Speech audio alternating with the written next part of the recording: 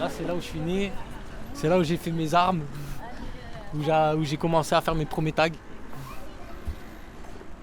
Donc au début, mon cahier de brouillon, c'était les murs. En fait, moi, ma mère, elle travaille tout le temps. Donc j'ai eu ma grande soeur qui s'occupait de moi, ma grand-mère.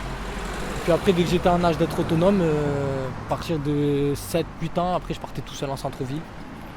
Ça, c'est une pièce à moi, un peu plus actuelle et plus contemporain. C'est ce vers quoi je me tourne actuellement maintenant. Un style un peu plus géométrique en fait. On peut dire que c'est inspiré de Picasso. Et je regardais des techniques des peintres du passé, je me disais, ah ouais, quand même les trucs ils ont 2000 ans. Si les mecs ça tient encore, faut que je trouve la technique de comment ils ont fait. Pour que moi mes peintures quand je les peins, elles tiennent 2000 ans aussi.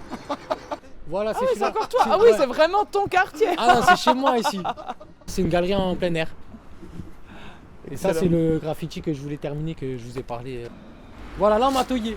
Donc ça, c'est ce qu'on appelle du toy. Et tu sais qui c'est alors? Non, eux, c'est des gens qui n'ont rien à voir avec le graffiti. Donc là, tous ceux, t'es dans le figuratif, là. Voilà. Donc je suis autant capable de faire des choses comme ça, comme autant capable de faire des graffitis comme tu vois là-bas à côté. Donc ça, c'est un ami à moi de Genève avec qui on a peint. J'ai même ramené des Canadiens ici. J'essaye en fait à chaque fois de faire venir du monde et de faire découvrir aux jeunes notre style et puis notre population, quoi. Tu disais tout à l'heure que toi, tu avais arrêté l'école très tôt. Ouais, à 12 ans. Tu étais un garçon trop plein d'énergie. C'est ça. Aux yeux de l'école, j'étais hyper actif. Donc ça, c'est le terme qu'on définit pour les enfants qu'on n'arrive pas à canaliser. Mais en fait, moi, je voulais juste dessiner.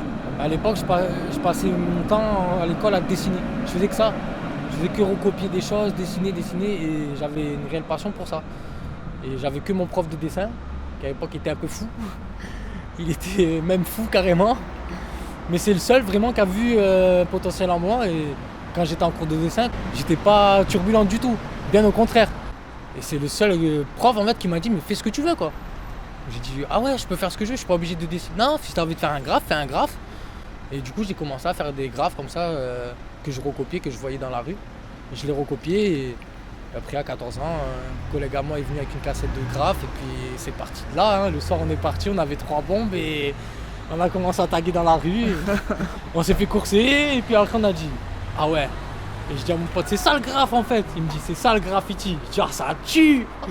Il me dit le but c'est d'en mettre le plus possible partout et c'est à ça qu'après tu deviens une légende en fait.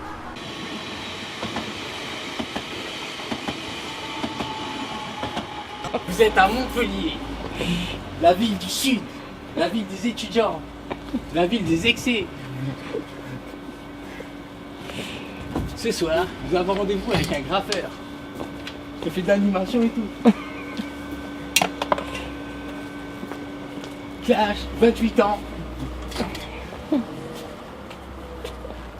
Pour lui, le graffiti, c'est sa drogue.